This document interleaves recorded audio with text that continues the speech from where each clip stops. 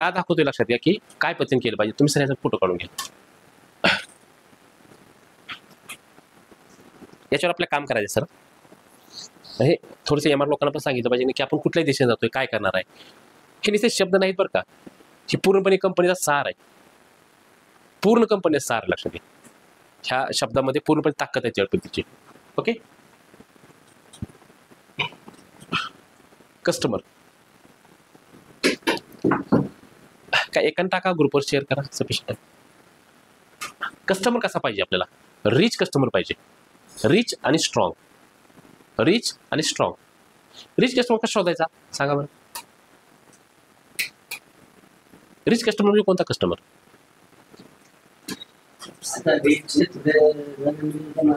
सांगा ना sir.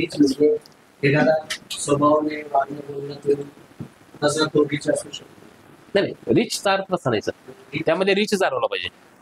Rich म्हणजे ज्याचं हॉस्पिटल फार मोठं आहे, हा नाही तसा अर्थ नाही. नक्कीच. अजून प्रॅक्टिकल रिच म्हणजे काय? हा एक नंबर बरोबर आहे. त्याची ओपीडी जास्त आहे. अजून ज्याचं प्रिस्क्रिप्शन जड आहे. बरोबर. जड इन द सेन्स काय की कमीत कमी ते प्रिस्क्रिप्शन लिहिते तर काय सरासरी नाही म्हटलं तरी 1000, 1500, 2000 समथिंग डिपेंड ऑन. आपण आता गायनेकमध्ये हात घालतोय तर 2-2.5 पर्यंत प्रिस्क्रिप्शन गेलं पाहिजे. नाही तर डॉक्टर लिहितोय 3-3 गोळ्या, 2-2 गोळ्या. तुम्ही मध्ये सर 100 रुपये. त्या ओपीडीला पण काही किंमत नाही. प्रिस्क्रिप्शन जड निघालं पाहिजे. तिसरी गोष्ट एमआरला इज्जत देणारा पाहिजे. नाहीतर तो डॉक्टर आपल्याला एमआरला घ्यायचं हो बाजूला आणि बाजूला, पण डॉक्टर फार चांगला आहे, त्याची ओपीडी फार चांगली आहे, त्याला काय किंमत. बरोबर आहे लक्षात घ्या. ह्या काही 2-3 गोष्टी रिचमध्ये येतात. ओपीडी जास्त पाहिजे, प्रिस्क्रिप्शन जड पाहिजे, तिसरी गोष्ट एमआरला इज्जत देणारा पाहिजे, आणि चौथी गोष्ट बिझनेस माइंडेड पाहिजे. त्याला काहीतरी गरज पण पाहिजे. नाहीतर सगळं त्याचं ओके आणि आपण सर घ्या ना ते रिच कस्टमर पडत नाही लक्षात. त्याला बिझनेसची आवड पण पाहिजे. म्हणजे त्याला बिझनेस वाढवायचा आहे. त्याचा जे की त्याचे 50 बेडचं हॉस्पिटल आहे त्याला 100 वर न्यायचं आहे. हाही त्याचा अंदाज असला पाहिजे लक्षात. ओके. आपल्याला तेवढं कळलं पाहिजे. That is the rich customer. Strong customer म्हणजे कुठला की जो कस्टमर नुकताच मागं पडायला लागलाय. लक्षात घ्या. तुम्ही आज पण ज्या कंपनीत काम केलं असतं ते लिहिण्यासारखी core customer, core A doctor, core B, A B C असं काही कॅटेगरी पाडले असतील. मी एबीसीडी मध्ये शिरत नाही.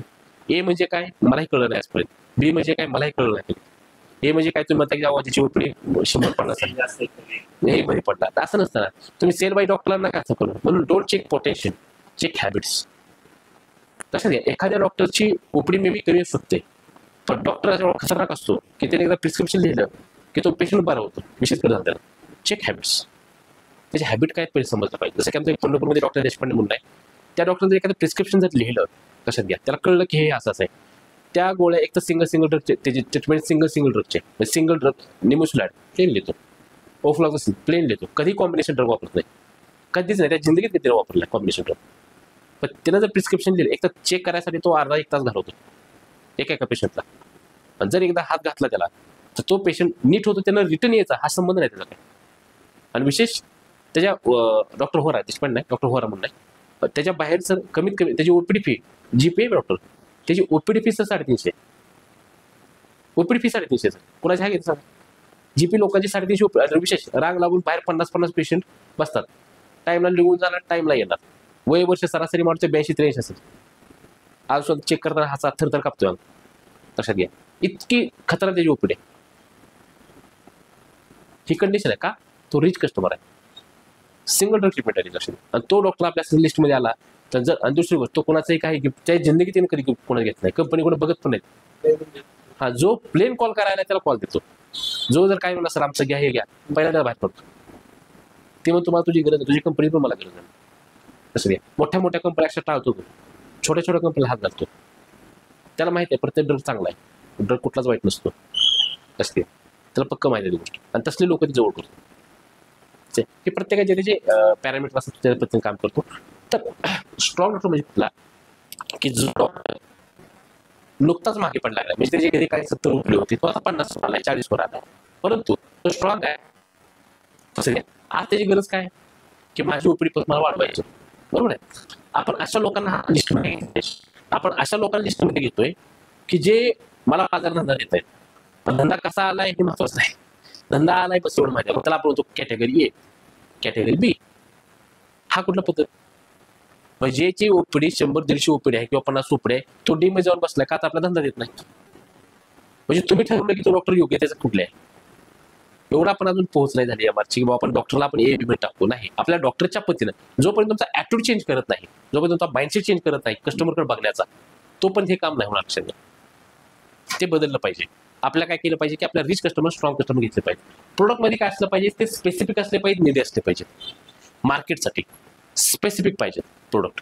लक्षात घ्या, कुठल्या ड्रगवर सिंगल ड्रग ट्रीटमेंट कसं करते, कामकाज करते, काय करते, काय नाही बघितलं पाहिजे. डॉक्टरची हॅबिट काय, प्रोडक्ट ही गोष्ट फार बारकाईने बघावं लागते की डॉक्टरची हॅबिट काय, आणि त्याच्यावर त्याचं स्पेसिफिकेशन ठरतं. दुसरी गोष्ट, मार्केटची नीड पण पाहिजे त्या गोष्टीची. थोडं पुढे जाऊन टीम क्लेव्हर आणि सस्टेनेबल असली पाहिजे. टीम हुशार आणि टिकाऊ असली पाहिजे. ग्रेट कंपनी पॅरामीटर आपण बघतोय.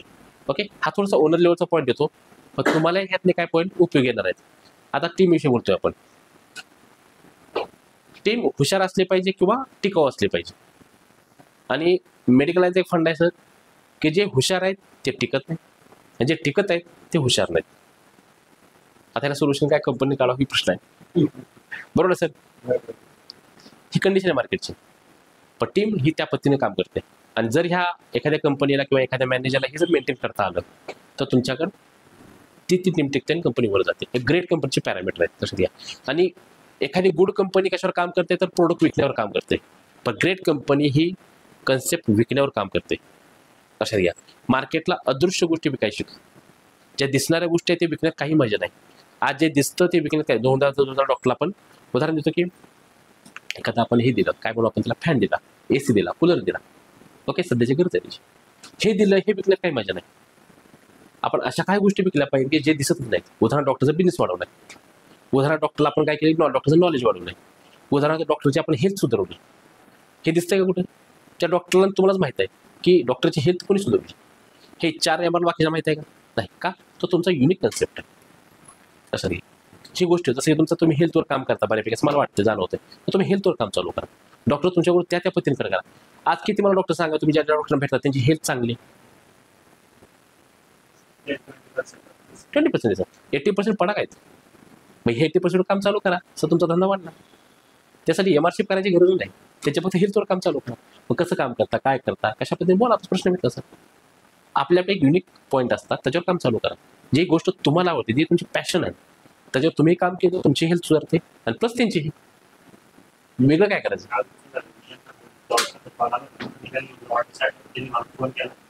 मी त्यांना फॉरवर्ड केलं की सरकारला फोन केला तेव्हा सगळे क्रिकेट द्यायला आलं नाही आणि सोबत क्रिकेट करतो यांना म्हटलं की ऑर्डरसाठी